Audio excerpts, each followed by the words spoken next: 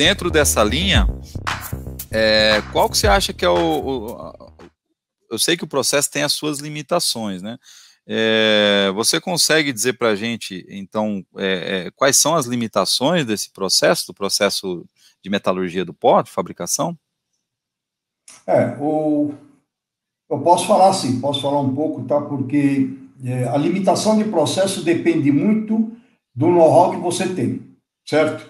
É claro que se fala em metalurgia do pó, o que interessa é a área que você vai compactar. A altura tem suas limitações, a altura, tá? Que depende da tua altura de enchimento da prensa que você tem, tá? Normalmente você tem prensas que tem 35 centímetros de enchimento, não mais do que isso, tá? Mas o que manda mesmo é a área da peça que você vai compactar. Se você pode, uma peça de ferro, por exemplo, você vai ter que usar 5 toneladas por centímetro quadrado, tá? Então, você imagina, uma prensa, não existem prensas assim para cerâmica que tem até 8.000 toneladas, tá? Para prensar piso, por exemplo, né? Piso cerâmico, né? Mas na metalurgia do pó, a maior prensa que eu tenho conhecimento é de 800 toneladas, tá? Então essa prensa de 800 toneladas vai fazer uma peça cuja área é relativamente grande, tá?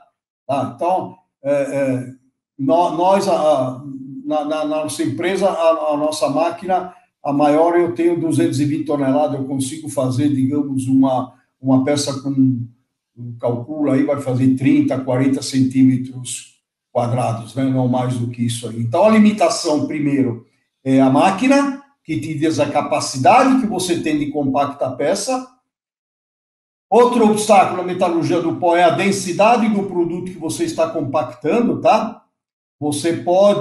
Isso depende do know-how que você tem. Você pode chegar numa compactação normal com pó de ferro muito puro, você pode chegar a 7,3, 7,35 gramas por centímetro cúbico, mesmo assim usando uma ferramenta, o molde aquecido, tá?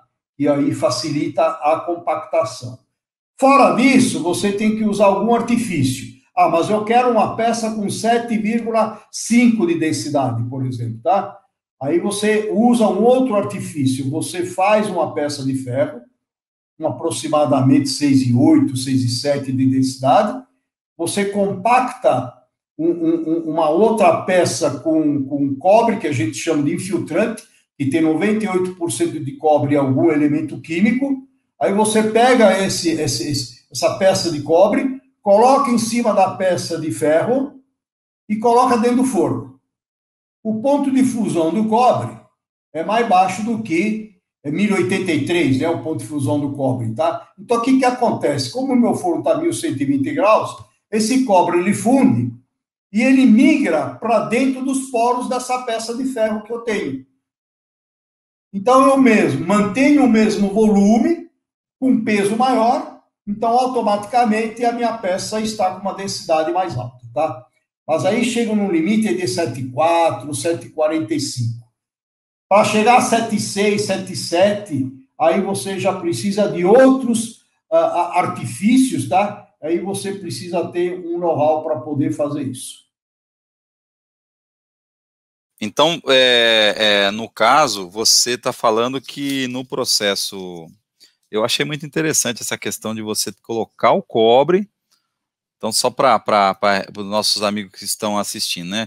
Como em todo o processo, a gente sempre tem ali as artimanhas do processo, ou seja, os desenvolvimentos. Então, olha só que coisa interessante. Para poder aumentar a densidade do material da peça e preencher os espaços, então, é adicionado ali um cobre durante o processo de cura, durante o processo de aquecimento, o cobre vai e preenche as lacunas da peça. É isso, né, Silvio? É isso mesmo, é isso mesmo. Como é que é o nome Basicamente é isso mesmo. Como é que é o nome desse processo?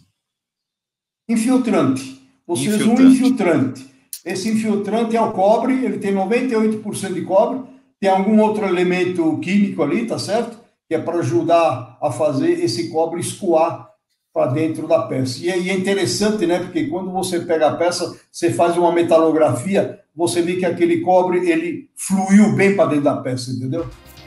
Que interessante.